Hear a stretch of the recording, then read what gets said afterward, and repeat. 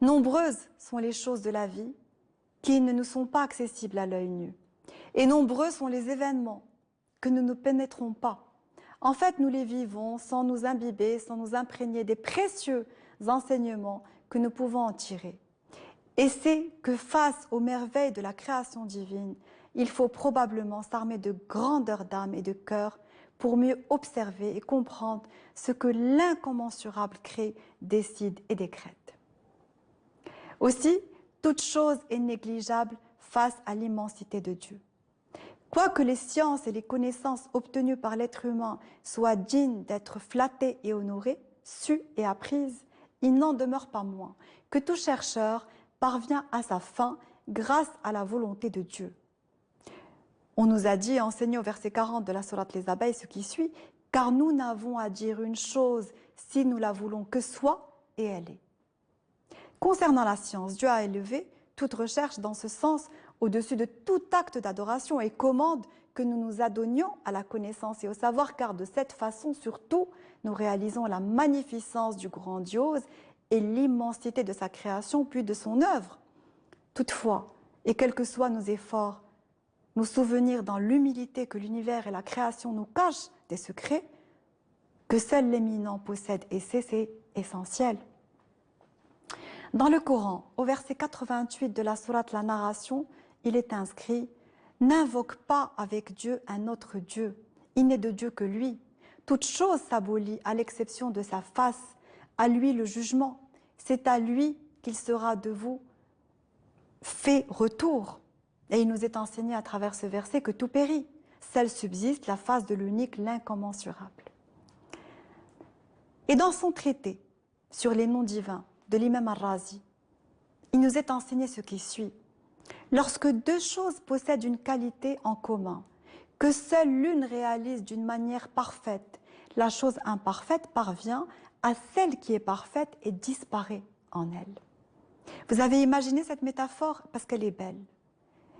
Et c'est en nous inspirant de ces attributs que nous pouvons embrasser les plus belles valeurs.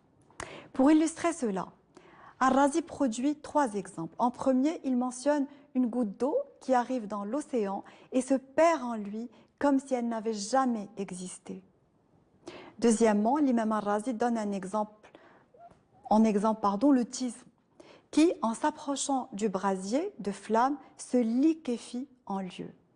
Et en dernier lieu, il rappelle combien le bruit d'une punaise de bois se perd face au son d'une trompette. Tous ces cas simples mais réels, cités par ce grand maître de façon métaphorique, ont pour but d'exemplifier l'ampleur de cette qualité divine dans laquelle toute vertu humaine se dissipe et se fond. Certaines personnes, certains individus, possèdent à des périodes de leur vie cette qualité et se comportent merveilleusement bien, à tel point qu'on dit d'eux, ils sont magnifiques. Cela est vrai, mais n'étant que des êtres humains parfaits car voués à l'erreur malgré leur libre arbitre, manquant de patience, de clairvoyance, ils cessent d'être magnifiques à tout moment de leur modeste existence pour devenir tout simplement des êtres humains condamnés à l'erreur. Et le regard humain ne cesse de leur en faire le rappel. À chaque trébuchement de l'homme, le regard est prompt au reproche, à la condamnation. Mais il n'en demeure pas moins qu'il faut remercier l'effort et l'encourager, car sans reconnaissance et gratitude, aucune âme ne peut libérer son meilleur. Les prophètes, quant à eux, ils ont été des êtres d'exception. Ils ont offert l'exemple premier. Ils en avaient d'ailleurs l'énorme responsabilité. Ils furent choisis par Dieu et dotés de qualités exceptionnelles pour l'accomplissement de leurs tâches. Le fait d'être aussi proche du grandiose illuminait leur être et les rendait aux yeux de nombreuses personnes à l'esprit pénétrant et au regard fin et lucide comme des êtres magnifiques. En somme, toute personne qui recherche la connaissance, use de ce savoir et le transmet est considérée comme magnifique. D'après un hadith prophétique, quiconque acquiert la science, l'enseigne, agit en conséquence et permet ainsi à d'autres d'enseigner est proclamé magnifique dans le ciel.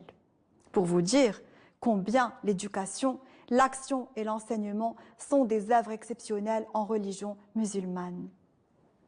Si nous considérons le contexte dans lequel cette révélation s'est manifestée, nous saurons que jamais il n'a été demandé à l'homme de marcher aveuglement sur terre, de croire sans comprendre, de suivre sans prudence, intelligence, perspicacité. Au contraire, par le biais du messager Sidna Muhammad sallallahu alayhi wa sallam, l'éminent proclame la foi et l'éducation de la foi par la foi. Certes, comment avoir une foi éclairée, saine, pure, élevée, sans éducation, sans science, sans valeur, sans connaissance? À ce propos, rappelons les dires suivants que le Très-Haut inspire à David. « Ô David, apprends la science utile. » Alors David dit, « C'est quoi la science utile ?» Et Dieu lui répond, « C'est que tu connaisses ma majesté, ma magnificence ainsi que ma grandeur et la perfection de ma capacité dans tout. C'est cette science qui te rapprochera de moi. » Le questionnement, la recherche et les efforts constants dans cette voie du savoir permettent une meilleure compréhension du divin et de ses attributs, notamment du magnifique. Dieu est celui dont la grandeur n'a ni commencement ni fin. Il est absolument considérable et éminent, et ce, sans limite ni borne. Nous devrions à ce propos méditer plus longuement et plus souvent sur ce qui nous entoure et ressentir profondément le message transmis par le biais de ce verset notamment. Ne vois-tu pas que ceux qui se trouvent dans les cieux et sur la terre et les oiseaux, en étendant leurs ailes, célèbrent le louange de Dieu? Dieu, par sa grandeur, fait que des êtres aussi fragiles, délicats et libres puissent d'une part exercer une activité dans un espace impressionnant, le ciel, et d'autre part le reconnaître en tant que Dieu, incommensurable, en le louant à chaque instant par un battement d'ailes, ce qui est magnifique. Et en tant qu'humain, prendre conscience de ce savoir, habiter cette connaissance et s'élever en science pour mieux comprendre l'univers aussi, eh bien, c'est magnifique. C'est d'ailleurs l'œuvre du magnifique, face auquel tout s'incline, toute chose ne subsiste que par lui. Comme le dit si bien l'imam Ali, gloire à Dieu, et je finirai par cela, gloire à Dieu, dans l'ouvrage manifeste la splendeur, gloire à Dieu, dont la grandeur ternit toute grandeur. Voilà tout pour ce soir, merci de m'avoir suivi. J'espère vous retrouver très vite, même chaîne, même heure. D'ici là, prenez soin de vous et assalamu alaikum wa rahmatullahi wa ta'ala wa barakatuh.